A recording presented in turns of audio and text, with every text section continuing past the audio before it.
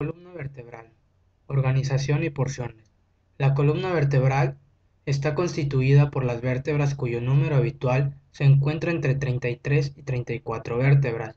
Se divide en cuatro porciones que de arriba hacia abajo son cervical, torácica, lumbar y pélvica. Hay 7 vértebras cervicales, 12 vértebras torácicas, 5 vértebras lumbares y 9 o 10 vértebras pélvicas, de las cuales 5 forman el sacro y aproximadamente entre 3 y 5 forman el coxis. Curvaturas de la columna vertebral. La columna vertebral no es rectilínea, sino que se presenta en curvaturas. Cuando la curvatura de la columna es cóncava hacia adelante, se denomina cifosis. Cuando la curvatura es convexa hacia adelante, se denomina lordosis.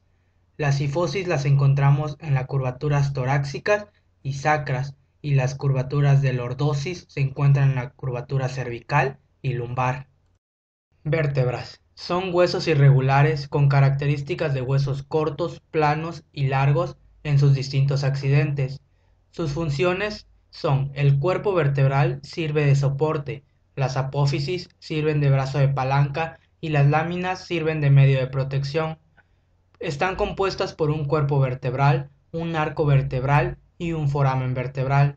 Esto le da a la vértebra una forma general de anillo. Además, encontramos apófisis que se encuentran relacionadas con el arco vertebral y sirven de inserción de músculos y ligamentos. Características comunes. El cuerpo vertebral ocupa la parte anterior del hueso y tiene la forma aproximada de un cilindro elíptico dispuesto verticalmente. Presenta dos caras planas y horizontales, una superior y una inferior, que se denominan caras intervertebrales. Tienen múltiples orificios pequeños por donde pasan los vasos, las cuales están cubiertas por cartílago hialino y está rodeado por una zona de hueso compacto en forma de anillo ligeramente prominente, la epífisis anular, que forma el borde de cada cara intervertebral. La superficie anterior es convexa en sentido transversal y algo cóncava en sentido vertical. La superficie posterior es prácticamente plana o levemente cóncava en sentido transversal y constituye la pared anterior del foramen vertebral. El cuerpo cumple la función de soportar el peso que se apoya sobre él y su estructura responde a este cometido. El arco vertebral es cóncavo hacia adelante y forma los límites laterales y posteriores del foramen vertebral. Los pedículos vertebrales son dos porciones óseas cilíndricas, algo aplanadas, delgadas y estrechas, que se encuentran en los extremos anteriores del arco vertebral. Cada pedículo presenta dos escotaduras vertebrales, una en su borde superior y otra en su borde inferior. Estos forman una serie de agujeros llamados forámenes intervertebrales, por los que pasan los nervios espinales. Las láminas vertebrales son las porciones posteriores del arco vertebral, aplanadas y cuadriláteras, forman la mayor parte de la pared posterolateral del foramen vertebral. El extremo anterior y lateral se une con la base de la apófisis transversa y las dos apófisis articulares, de cada lado. Presentan una cara posterior que está cubierta por los músculos profundos del dorso. Las apófisis transversas son dos, una derecha y otra izquierda. Se dirigen transversalmente hacia los lados. El vértice de la apófisis transversa sirve de lugar de inserción de ligamentos y músculos. La apófisis espinosa es de ubicación media y posterior. La base de la apófisis espinosa la une con el arco vertebral. Sus dos caras laterales se encuentran en relación con los músculos profundos del dorso. El borde inferior es generalmente más grueso que el borde superior. El vértice y sus bordes son lugares de inserción de ligamentos y músculos. Las apófisis articulares son formaciones ubicadas en posición lateral al foramen vertebral y destinadas a articulaciones de las vértebras entre sí. Son cuatro apófisis en total, dos superiores y dos inferiores. El foramen vertebral es el orificio delimitado por el cuerpo vertebral y el arco vertebral. Tienen una forma aproximadamente triangular con sus ángulos más o menos redondeados. Conducto vertebral. Se forma a lo largo de la columna vertebral. Se extiende desde el foramen magno hasta el hiato del sacro. En su interior encontramos la médula espinal, las raíces de los nervios espinales, la cola de caballo, las membranas meningias, duramadre, aracnoides y pia madre. El contenido de espacio epidural, que está compuesto de tejido adiposo y plexos venosos vertebrales internos, y el ligamento longitudinal intervertebral. Se encuentran limitados por las escotaduras vertebrales de dos vértebras sucesivas y el disco intervertebral entre los cuerpos de estas. El nervio espinal correspondiente pasa por el foramen y en la región profunda de este se encuentran sus dos raíces y sus ganglios. También pasa el ramo meningio del nervio espinal de dirección recurrente. Las meninges que envuelven y acompañan a las raíces del nervio espinal también se encuentran en la parte profunda del foramen.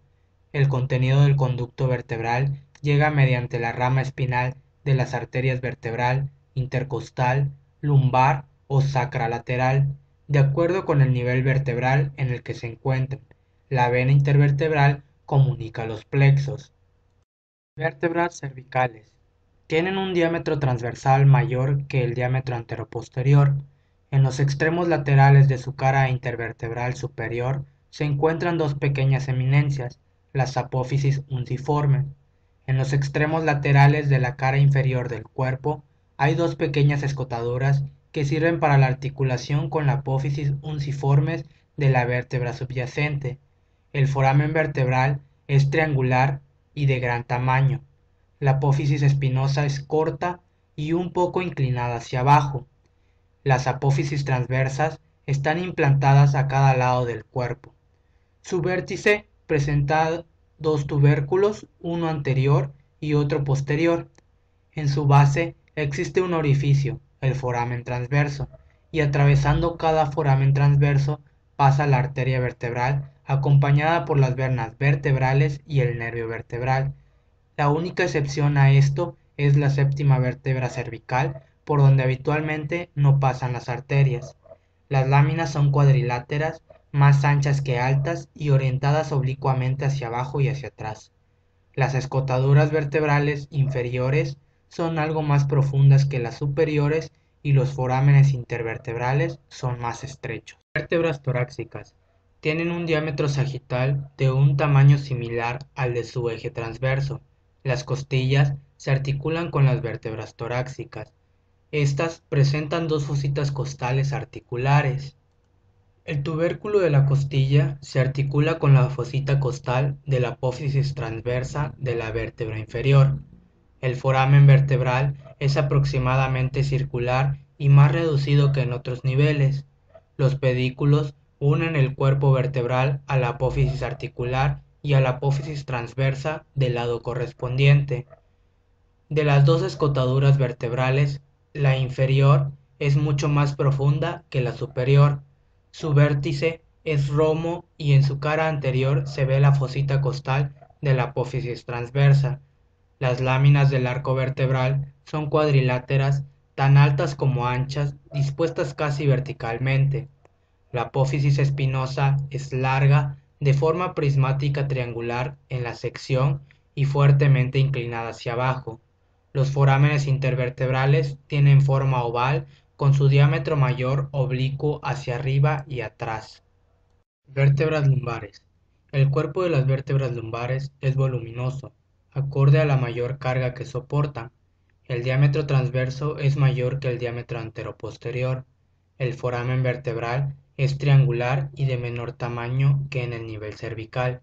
La apófisis espinosa es cuadrilátera, gruesa, orientada en dirección horizontal hacia atrás.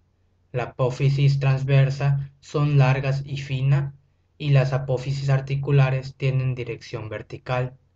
Las láminas son cuadriláteras, más altas que anchas y dispuestas prácticamente en dirección vertical.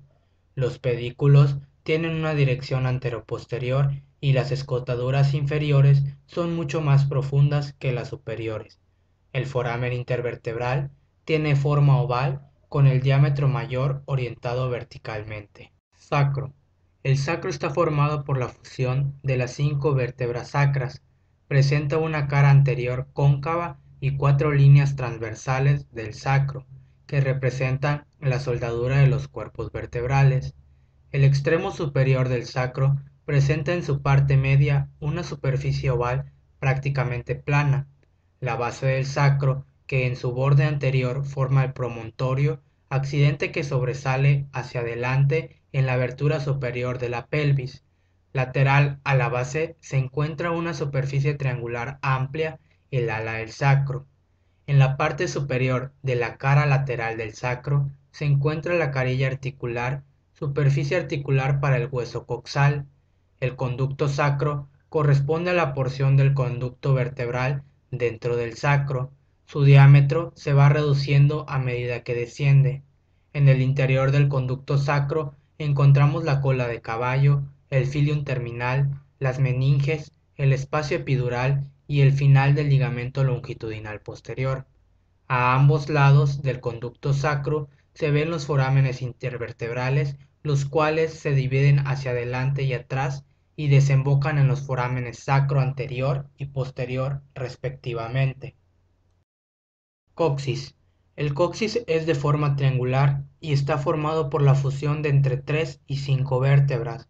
Por detrás de este cuerpo se encuentran dos apófisis denominadas astas del coxis, las cuales se articulan con las astas del sacro. Los cuerpos de las restantes vértebras coxígeas se encuentran fusionados y son de tamaño progresivamente menor, hasta terminar en un vértice que corresponde al extremo inferior de la última vértebra coxígea. El cuerpo vertebral se compone en gran medida de hueso esponjoso o trabecular que está cubierto por una delgada capa de hueso compacto. Entre las trabéculas se ubica el tejido hematopoyético de la médula ósea roja. La falta de trabéculas horizontales determina que haya menor resistencia a la carga vertical y explica las fracturas vertebrales en forma de cuña por aplastamiento del extremo anterior del cuerpo vertebral.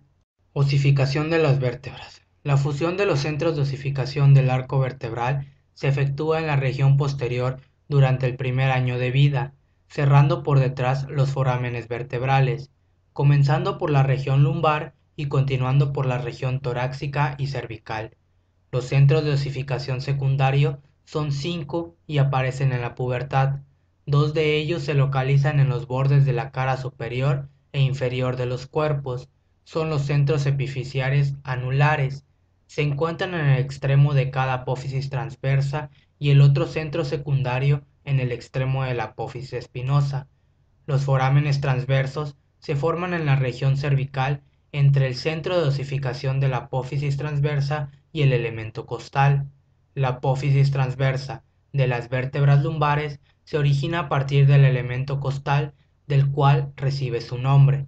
El sacro se desarrolla mediante centros equivalentes a los de las vértebras para cada una de las 5 piezas sacras. Tiene un centro primitivo para cada uno de los cuerpos vertebrales y dos para los arcos de cada vértebra. Hasta los 30 años no finaliza la osificación total de los huesos.